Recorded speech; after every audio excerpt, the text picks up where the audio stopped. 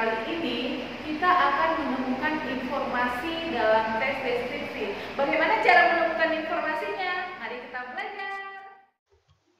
Baiklah anak-anak kelas 7, kita akan belajar menemukan informasi dalam tes deskripsi. Cara menemukan informasi dalam tes deskripsi, kamu dapat melakukan 3 langkah sebagai berikut. Langkah yang pertama yaitu membaca keseluruhan teks. Anak-anak, pastikan kalian untuk membaca teks secara keseluruhan, jangan dilewat-lewatkan perbagiannya. Yang kedua itu adalah memahami isi teks. Anak-anak, dalam menemukan informasi dalam teks deskripsi, pastikan dulu kalian benar-benar memahami isi teks tersebut. Apabila anak-anak tidak memahami isi teks deskripsi itu, anak-anak boleh membacanya secara berulang-ulang sampai memang kalian betul-betul memahami apa isi dari teks tersebut. Dan langkah yang terakhir yang dapat kalian lakukan adalah menemukan ide pokok dalam setiap paragraf. Anak-anak pasti masih ingat bahwa ide pokok tiap paragraf terdapat dalam kalimat utama. Kalimat utama dijelaskan oleh beberapa kalimat penjelas. Kalimat penjelas adalah kalimat yang memberikan penjelasan tambahan sesuai dengan ide pokok paragraf.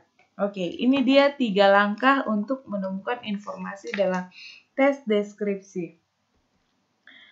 Iya. Sekarang anak-anak untuk menentukan informasi yang terdapat dalam tes deskripsi, kamu dapat membuat pertanyaan-pertanyaan berdasarkan isi teks deskripsi tersebut. Kamu dapat membuat pertanyaan dengan kata tanya adik Simba. Ingat ya, adik Simba, atau dalam bahasa Inggris sering disebut dengan istilah 5W dan tambah 1H. Apa itu adik Simba? Kita mulai dari huruf yang pertama yaitu A. A ini adalah untuk kata tanya apa. Kemudian yang kedua di untuk kata tanya di mana. Yang ketiga adalah K untuk kata tanya kapan. Yang keempat adalah si untuk tanya siapa. Yang kelima adalah untuk tanya mengapa. Dan yang terakhir adalah ba untuk tanya bagaimana. Oke, anak-anak. Sekarang yang Miss ingin kamu lakukan adalah cobalah untuk menentukan pokok-pokok informasi pada teks berikut ini dengan membuat pertanyaan adik Simba. Oke. Silahkan anak-anak baca sendiri.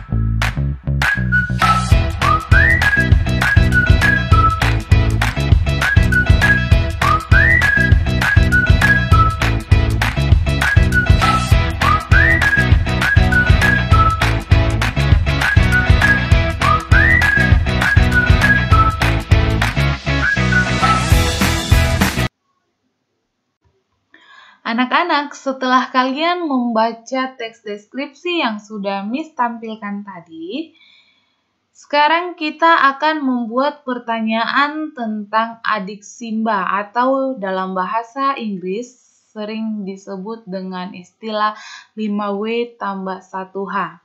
Ya, Miss sudah membuat pertanyaannya. Mari kita perhatikan bersama-sama.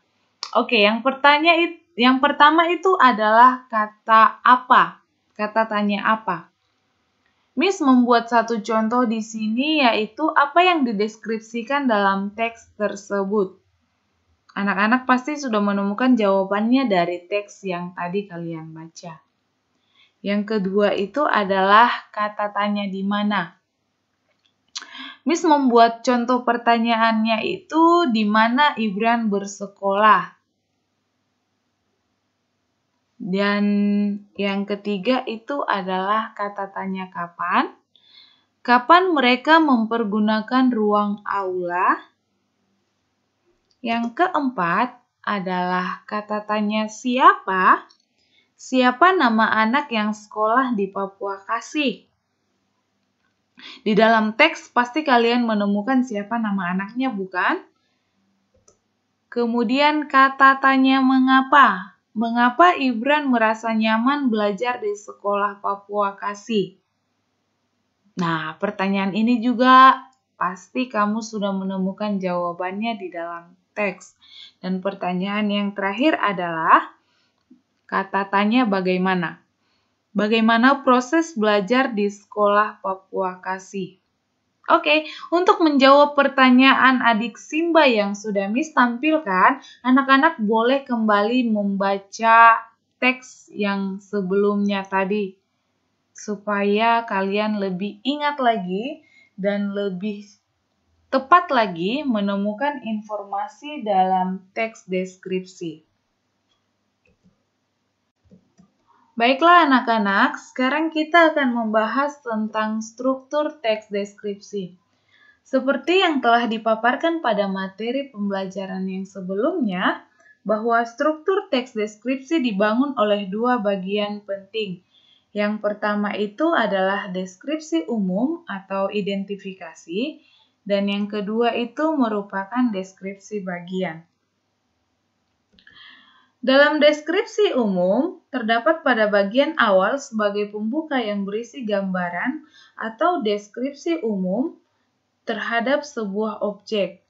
Dan sebaliknya, dalam deskripsi bagian, merupakan gambaran lebih lanjut dari deskripsi umum secara jelas dan terperinci untuk memberikan efek emosional kepada pembaca, sehingga apa yang digambarkan dalam teks seolah-olah bisa dilihat, bisa didengar, bisa dicium, atau bisa dirasakan sendiri oleh pembaca. Selain itu, kualitas sebuah teks deskripsi juga bisa ditelaah berdasarkan kaidah kebahasaan yang digunakan. Paling tidak, ada 5 kaidah kebahasaan yang perlu diperhatikan dalam teks deskripsi. 5 kaidah kebahasaan itu akan kita bahas dalam pertemuan selanjutnya. Ya, anak-anak, sebelum kita mengakhiri pembelajaran hari ini, Miss berpesan kepada kamu supaya kamu selalu semangat belajar di rumah. Percayalah, suatu saat kamu akan menjadi pendeskripsi yang hebat. Sampai di sini pertemuan kita. Sampai ketemu di slide berikutnya. Bye-bye.